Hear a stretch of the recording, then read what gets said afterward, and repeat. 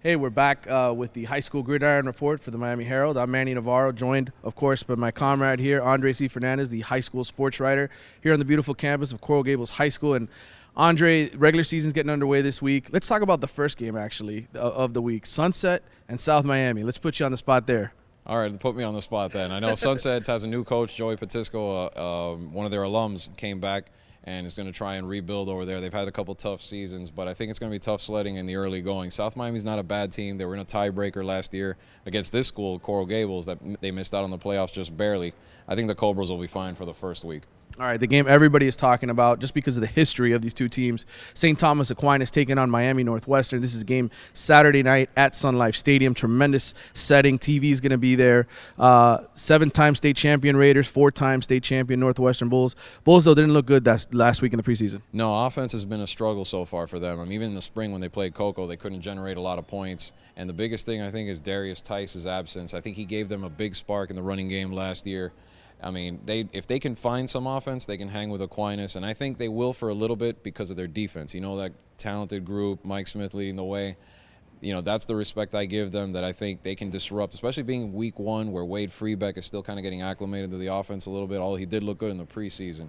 I think Northwestern hangs in there for a while, but those horses up front for Aquinas, I mean, they're so tough to get through, so hard to stop. They wear you down, and I think it'll be similar to last year when they just wore down Columbus and beat them there. So you're picking?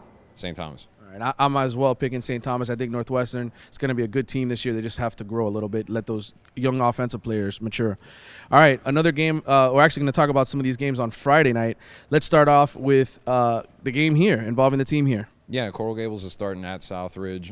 You know, it's a good contest, especially for a team like Coral Gables. The hometown team here, Cavaliers, under Roger Pollard, they made some strides last year. Got in the playoffs with an ugly record at 3-7 at the time. Ended up 4-8, but they scored a big win against NMB that gave them some confidence. I think Greg Howell and those guys are going to have a pretty good year. The record's going to look better. They might be a playoff team again. And I think they're going to start off because Southridge, after losing Lamont Green, a lot of kids transferred out. A lot of turnover. A lot of turnover. Coach McKnight down there has a little bit of rebuilding to do, and I think the Gables pulls out a close one this week. Speaking of NMB, they got a big game against Jackson this week, Thursday night. That's actually the best game on Thursday night if you're going to go out to a game. Who are you taking there? I mean, it's a good one. I like the fact that NMB is still strong enough to win that district, but Jackson has the best player on the field, and that's Quentin Flowers, and I think he's got kind of like that it factor, game-changing ability. I think Flowers helps the Generals pull it out.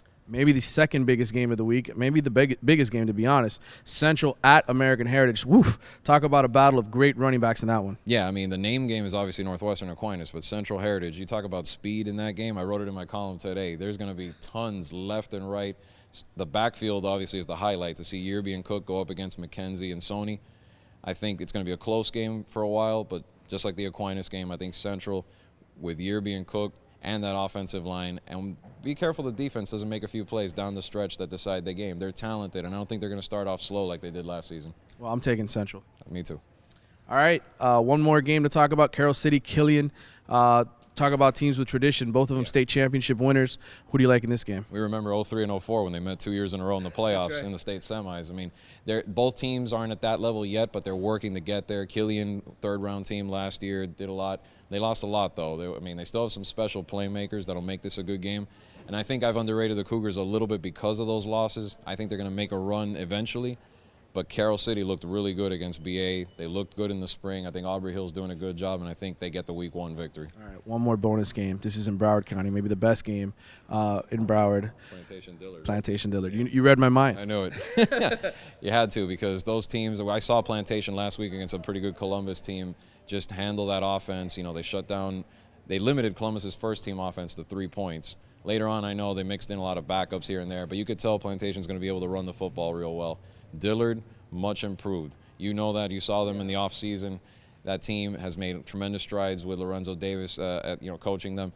And I think it's a district championship caliber team for Dillard this year. They're getting back to their glory days. They're going to get a big win to start off this week. I'm picking Plantation that one. That's where you and I are going to differ. We always got to disagree a little bit. All right, that wraps it up for week one. We'll see you next week.